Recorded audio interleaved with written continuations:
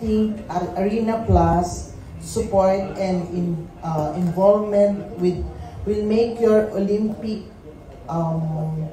journey more special? Para sa akin po, siguro manalo po. Rest assured po ako na kasama po ang Arena Plus family po sa magiging milestone po sa buhay po. Thank you po. Yeah. Bisita is saying something. Wala daw matalo, but manalo. Yes. Okay, Sumir. By the way, ano po, medyo mainit na. Papunta na po kami sa part ng mag-i-heat plate.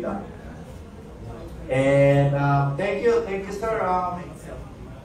Dahil parang masaya itong press ko na ngayon. Yes. Maraming mga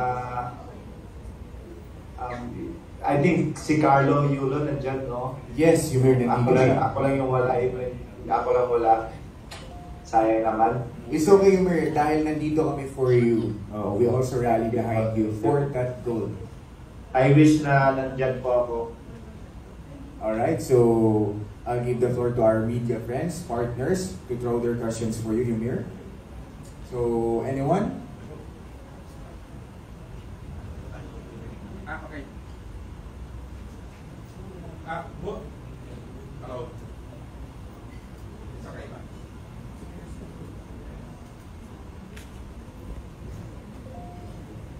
Good afternoon to everyone. Ymir, buenos dias. Yung taga Zamboanga is so proud of you. And of course, lahat ng mga Filipinos dito sa Pilipinas.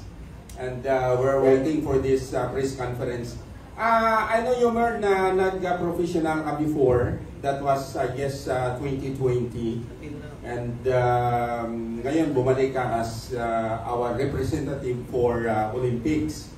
Right? I don't know kung anong stand, ang stand mo. Stands actually, I don't know if you are Southpaw or Orthodox.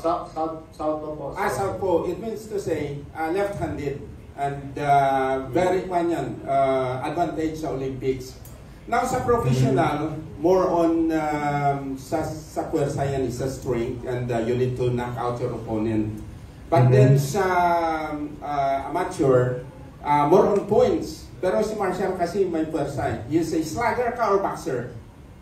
Slugger or boxer? Depende po ako sa style ko naman.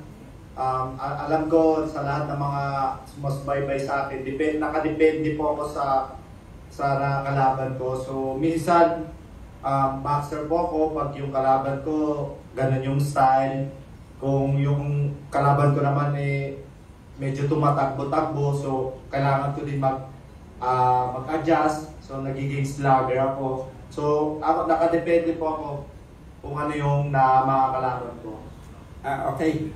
Then one more thing, I know you're 33 years old, right? Right after sorry, 28? 28, yes. May nabasa ako na 33, kaya I just would like to make a clarification.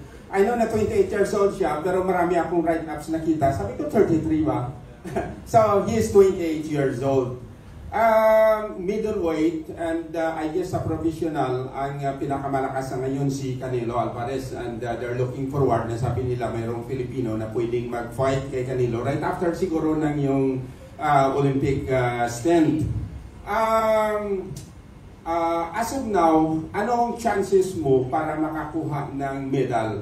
I know na sa Asian Games dito, your number one competitor is from China, wherein nalaman ko rin na he is to be light heavyweight, but then nag-share siya ng kanyang weight para magiging middleweight. Ano sa tingin mo yung chances para makakuha tayo ng gold so that the Filipino will be proud na mayroon tayong winner para sa Paris Olympics? Thank you so much. Ako naman po, always ko sinasabi na yung chance po natin, nakadepende po yun kung ano po yung ensayo na ginagawa ko ngayon, kung ano yung preparation kasama yung team ko.